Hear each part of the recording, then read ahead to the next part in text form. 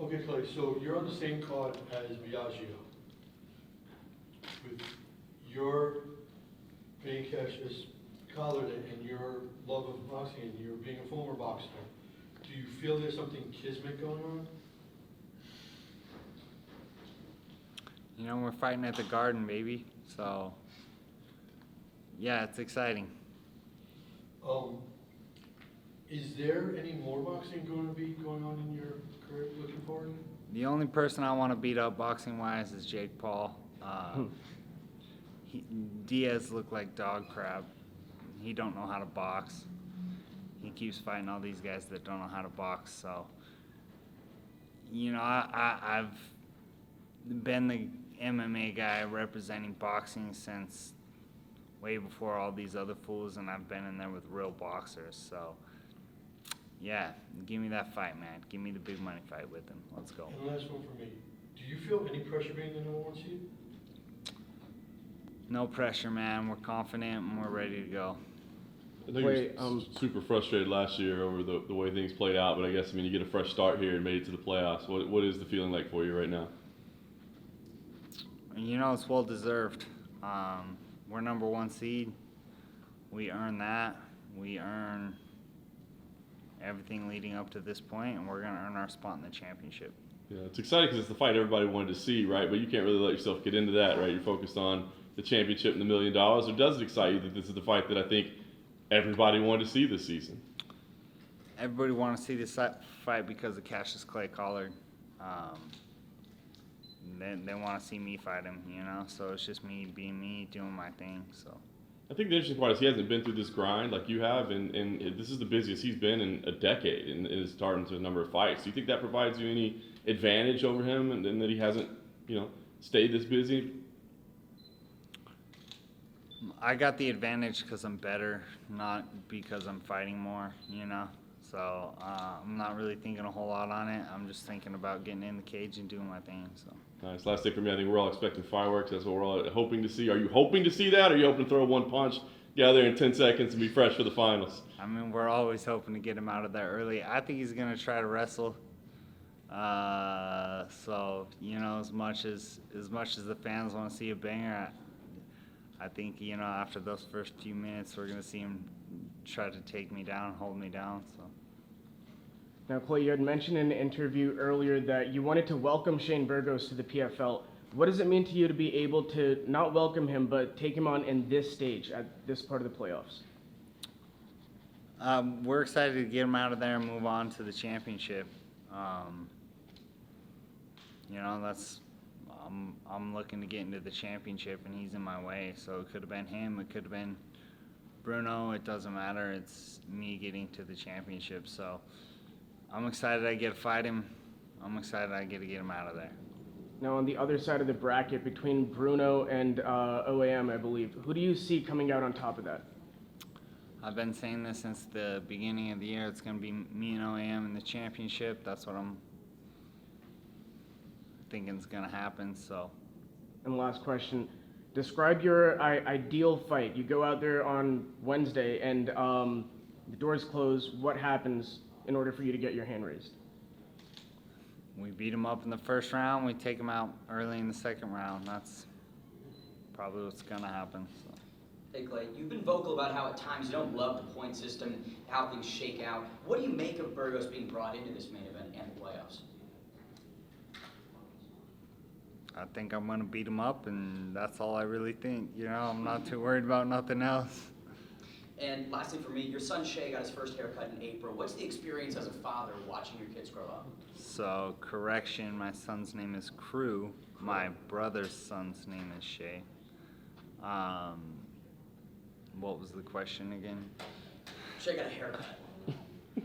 Crew, yeah, Crew got a haircut. He needs another one. It's starting to get long again, so. Thanks, Clay. What's up, Clay? You recently went up to the top of the Empire State Building, did a little face-off with your opponent, Shane Burgos. Was there anything there? Did you sense any fear, smell fear, see anything behind his eyes? He said he liked my mustache, which I like my mustache, so that's cool. You know, we were both real smiley.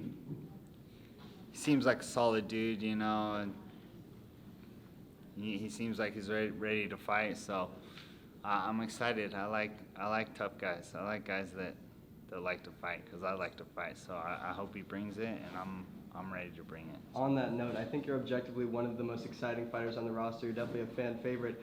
But for this one, you're traveling into enemy territory. You're taking on Shane Burgos in his home state of New York. Have you experienced that in the past, and are you expecting the crowd to be at his back for this one? You know, I got my girl in the stands. I got my brothers in the stands, and I got a few people I'm really close to in the stands, and that's all I really give a shit about. Everybody else is just noise. So my people are here to watch, and that's why I plan on putting a show for. So. Do you feel like this would be the biggest win of your career, regardless of the stakes, regardless of the playoff format? Do you feel like taking out Shane Burgos would be the biggest debut so far? I fought bigger names. I fought, world champions. I beat world champions. So we're trying to take out OAM in the championship.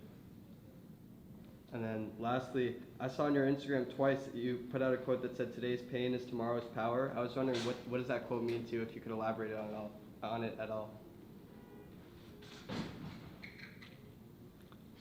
Dealt with a lot of pain as of recently in my life, and we've turned it into fuel for the fire. So Thank you, man. Good luck. Clay, you can go. I just want to say, man, loving the shirt right now. What came with the idea for you? Where I make that? one of the media guys, I was hoping he was going to be here. I guess he's going to be here Wednesday, but I got him one. If you want to pick one up, thecrimsonchin.com. Yeah, I usually have a big red beard, so I got a chin on me, the Crimson Chin, baby. Let's go. Clay, you've grown up in the state of Utah and you fought a lot there. What influence has the place you've grown up in had on your fight career? I mean, my coach is from Utah. I boxed in Utah growing up my entire life. Like, Utah's made me who I am today, and I'm one of the most exciting fighters in the sport. So I guess Utah helps contribute to that. Love it. One more from me. There's so many intriguing clashes of styles in the PFL playoffs. What do you think is the best base for MMA and why? The best base is a well-rounded one. You can't be a one-trick pony. We've seen what happened with Bubba Jenkins, His takedown didn't work. He got beat up. Understood. Best of luck. What's up, Clay? This is your third fight in about 4 months. We talked to some other fighters. Other fighters are enjoying the tournament format, others not so much. I wanted to hear what you had to say about that. I've been one of the most active fighters since the start of my career. I think I've boxed like 11 times in a year, so I like fighting. I like fighting a lot. I think it suits me well. Awesome. And last one from me. I wanted to see if you had any thoughts about the outcome of the Schultz and Manfield fight, and kind of how all that played out. I mean, the computer system had Hosh throwing 4 punches in the first round. Like, that's pathetic to me. I throw more than 4 punches in the first 10 seconds.